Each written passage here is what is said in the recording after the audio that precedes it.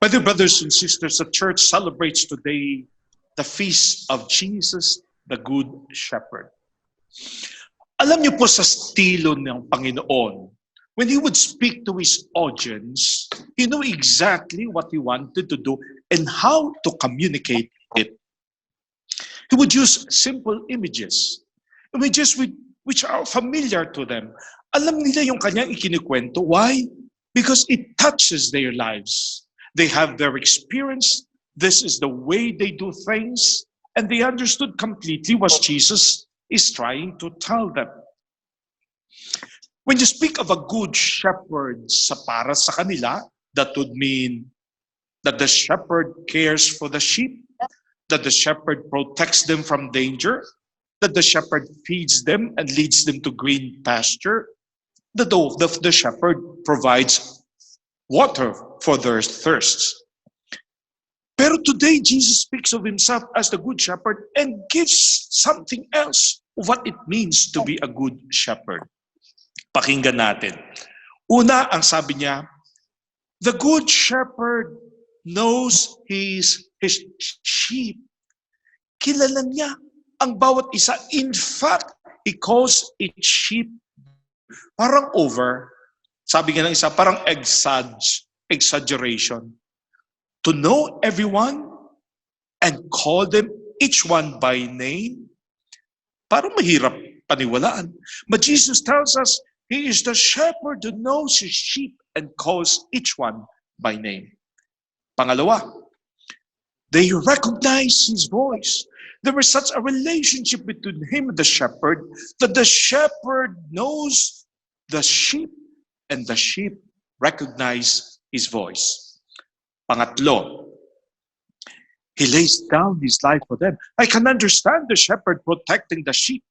I can understand that there will be moments of danger and risk. But for the shepherd to declare, I will lay down my life for the sheep, exage uli yun. That again is something you do not truly expect. That's just a sheep. But for the shepherd, that sheep is important. I will lay down my life for that sheep. And then, pang-apat, why does He do it? Why does He go out of His way to let them feel His passion and His care? And His reason today is so beautiful. It can change our lives once we have understood it. Alam mo, sabi niya, that they may have life and have it in abundance. Balikan natin itong 4-5 puntong ito because it tells us exactly why Jesus deserves the name of being the Good Shepherd. When Jesus says, I call each one by name, ibig sabihin, each one is special. Each one is unique. Each one has his particular name. And then, that He loves each one for what they are, for who they are, and as they are. This is incredible. Kaya si St. Augustine would tell us exactly what I've once said in one of our talks. Jesus loves us as if there is no other. Mga kapatid, isipin niyo yun. Just think about it and tell yourself in your heart, Jesus loves me as if there is no other. That is how tender becomes for the sheep. That is how loving He becomes. That is how passionate He truly is for all of us. Uulitin ko, He loves you for who you are. He loves you as you are. He loves you because there is no other. Mga kapatid, when you speak about knowing the shepherd, ibig sabihin noon, there is a relationship that is going on. Kaya naalala niyo yung kwento ko tungkol kay Bishop Bacani. He went for a pilgrimage group, for a pilgrim in Israel, was leading a pilgrim group, and they were introduced to their tourist guide. Doon sa Israel, sapagat ilang beses na rin po ako nakapunta, malamang sa malamang your tourist guide is not going to be a Christian. He probably is going to be a Jew because the Jews know the rules, the legends, the history of Israel, and they will explain that to you. But Bishop Bacani was saying that he was sobrang impressed by their tourist guide Because wherever they went, he would tell the group this, ito sa lugar na ito, itong ginawa ni Kristo, matatagpuan to sa kapitulo, versikulo ng Biblia. Ito yung tinuturo ng simbahan. And the bishop was saying, my God, mapapahiya ako rito. He knows more about Jesus and the places he went than I do. And he's definitely intelligent and well-studied about what the church teaches about Jesus. At the end of the trip, nilapitan niya yung mama, a Jewish guide, and said, I know you are a Jew, but you know so much about Christ that I just have to ask you this. Do you believe in Him? Ngumiti daw yung tourist guide. Sabay ang sabi, Bishop, trabaho lang, walang personalan.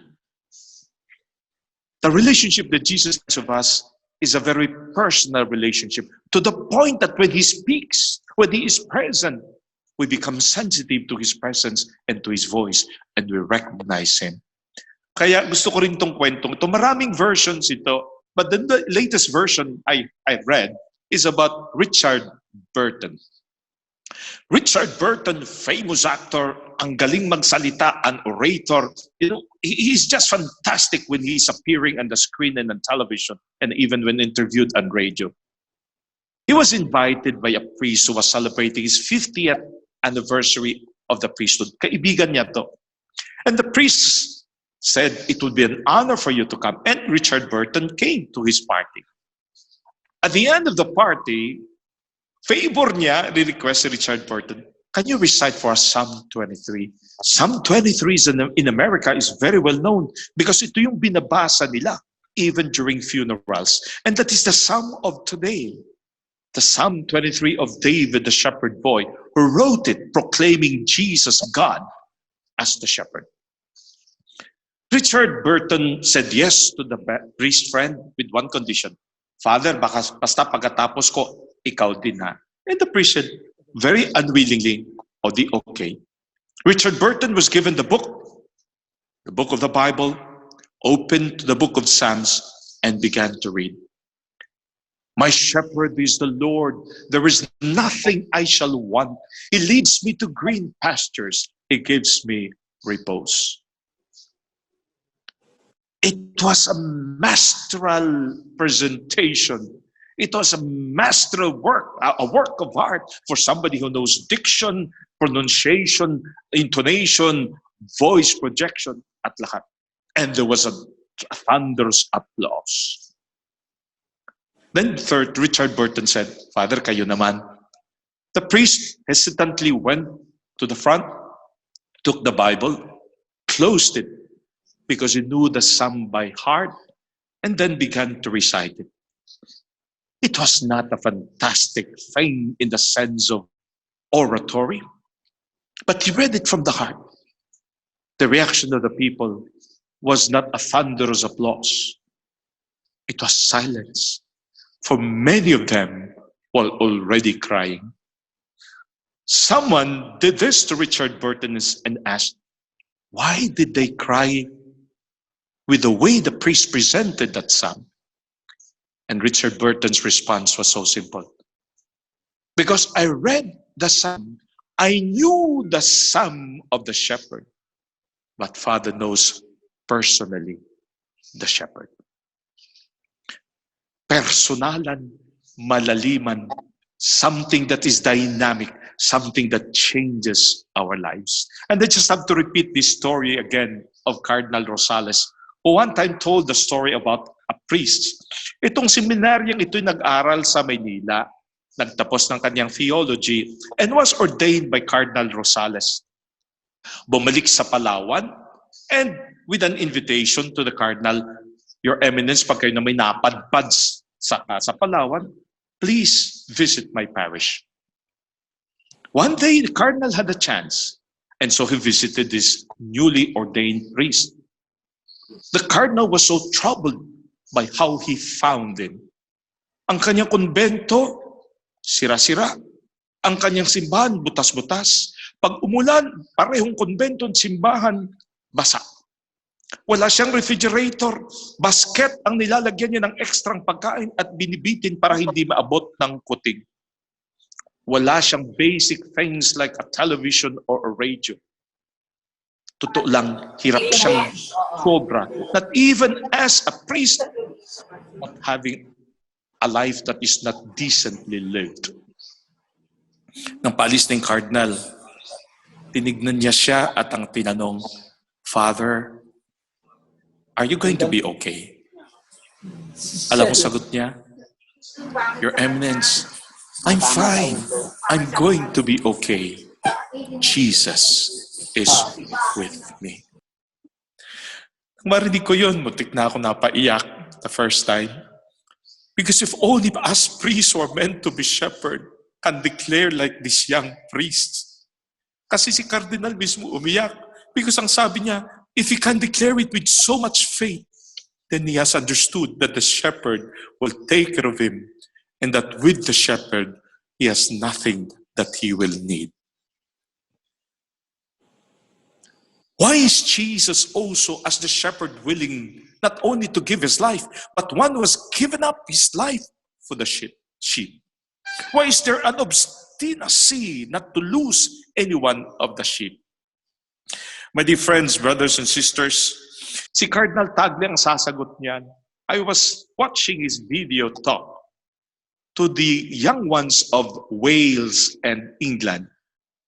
At ang sinabi niya roon, after all that beautiful long talk, yung talagang tumimo sa puso ko, etong sinabi niya, why does he seek for you when even after having given his life for you, you go away from him? Why does he run away from you even if you knew he loves you so much? Why does he continue to persist asking your yes when many times you have told him no to his offer of love? Ang sagot ni Cardinal Tagle rather, it's because if you ask him, why do you do this? He will say, because belong to me, you are mine. You belong to me, you are mine. That is the reason why there is so much passion in his desire to continue to provide for you, to be yet for us unwilling to accept his love, his lovers and his beloved ones. My dear friends, brothers and sisters, Jesus looks at every one of his sheep as precious to him. No one will take them out of his hand because each one is special. Pang-apat, he speaks about abundant life. A life that is not just simply lived, but beautifully, meaningfully, fruitfully lived. Kaya para sa isang Kristiyano, pag tinanong ka, kumusta buhay mo? Pwede na rin. Kumusta ka ngayon? Okay lang. Kumusta na ngayon ang takbo sa buhay mo? Pwede nang pagtiyagaan. Kung sa mga Italiano, sasabihin nila, kusi-kusi. Okay lang. Ganun-ganun lang. Mga kapatid, that is not the life that Jesus desires for each one of you and for each one of us. What he desires is a life that is meaningful. Not just to exist, but to exist with meaning. Kaya yung maghanap ka ng reason kung bakit ka buhay. I love the statement that I heard from somebody. Your first joy is to be born into this life. Your second joy is to know the reason why. Ganda nun. Bakit ka pinanganak dito sa mundong ito? And Jesus tells us because you come to this world beloved by the Father, and even in this world, He wants a life that is abundantly blessed. Gusto ko pong magpasalamat sa lahat ng tumutulong dito. Of the family of June Mercader, si Arnie, yung anak niya, the Acts community. Lahat ng ito, grabe ang preparation namin just to be able to come up with a mass that is naiiba. A mass that is not even streaming. Ngayon, we are hoping to go into that. But a mass that is conferencing, coming from every place with only one desire, which is also the desire of Jesus. Find your meaning. And if your meaning means telling others about this good shepherd who loves us so much, who is passionate about us, who sees us as the only unique one, who is willing to give his life for us, who wants us to live a life that is abundant, then this television thing, this mass online is worth it. Pagdasal po ninyo ang ating mga kaparian, sabi nga ni Pope Francis, ayoko na ng simbahan na nag-aantay lang sa loob. May sakit kayo, pasok kayo. May problema kayo, alik kayo, pakinggan naman kayo, pero punta kayo rito. May mga kasalanan kayo, patatawarin namin kayo, pero you come. Pope Francis says, no. I want a church that is a field hospital who will go out. Ang ibig sabihin ng field hospital, naandun ka kung saan sila nasusugatan, naandun ka kung saan sila nakikipagdigma, naandun ka where they feel they are lost, naandun ka in the field where they need you. That is the church he desires, truly a shepherd. Kaya, alam nyo, paulit-ulit niya nang sinasabi to, I want my priest, the shepherd, to be ahead of their flock so that they will know who to follow and to find water and rest and the good pasture. I want my sheep to be behind their flock so that no one is going to be left behind. I want my sheep to be in the midst of their flock so that they will feel his presence and touch him. I want my sheep, my shepherd, my priest, in the end to smell like the sheep. Pag nakita nyo ng personal si Pope Francis, you would recognize he is a shepherd. Simple lang. I have the privilege to shake hands with him personally 6 times na pag siya'y pumupunta dito sa Casa Divine Maestro. And there are 4 things I notice about him when he shakes hands with you. Pag nakipag-shake hands siya with you, una, it is a very firm handshake. Feel mo yun. Pangalawa, he looks at you straight in the eyes as if wala akong nakikitang iba kundi ikaw lang. Then he gives you a smile that penetrates and there is that sense of, I'm joyful to meet you. And every time I could sense that. And then pang-apat, that sincere presence of a personal, deep knowing this guy wishes the best for me. We need a church that is like the shepherd we believe in. And we thank the Lord for the shepherd of all na ngayon na andito sa atin in our midst in the person of Pope Francis. Pero mga kapatid, not only are the priest and the Pope shepherds, every one of us can be a shepherd. And I just have to end with this story, which I recently found. It's a beautiful, beautiful story. A mother decided to go shopping. And as they were going around from one store to another, tangan-tangan niya yung kanyang maliit na anak, a boy, around 5 years old. As the mother was checking on a few things, she suddenly realized, asan ang anak ko? At nawawala yung bata. Yung sense of panic as to where the boy is, yung sense of naasaan na siya kung ano nangyari sa kanya. The mother was frantic, anxious to find immediately his son. Ikot siya ng ikot, takbo siya ng ikot, takbo. Finally, found the son in front of the supermarket. Galit na galit yung mother, ready to scold son for having left without any permission. Pero nung lumapit siya, nang laki ng gulat niya. The child was kneeling in front of a poster in prayer. So nang lumapit yung nanay, he said, what the heck is he doing? And then he saw the boy with hands clasped, with head bowed, and with eyes closed. Tinignan ng mother ang poster. It was the poster featuring photos of children, little children, who were abducted, lost, and still could not be found. The boy was praying for all of these children. I do not know what religion he had. I do not know what group they belonged to. But that boy was the shepherd of that day, praying for other children like him who are lost. a person who is not indifferent, a person who has empathy, a person who cares for the others outside the sheepfold. Today, let us seek to be a shepherd. Let's find the joy in knowing we have been born and the joy of knowing what we are here for, not for ourselves, but for others. We thank the Lord for being the true shepherd, showing us the example of what it means to be the good shepherd and saying yes to his invitation to be shepherd for others as well.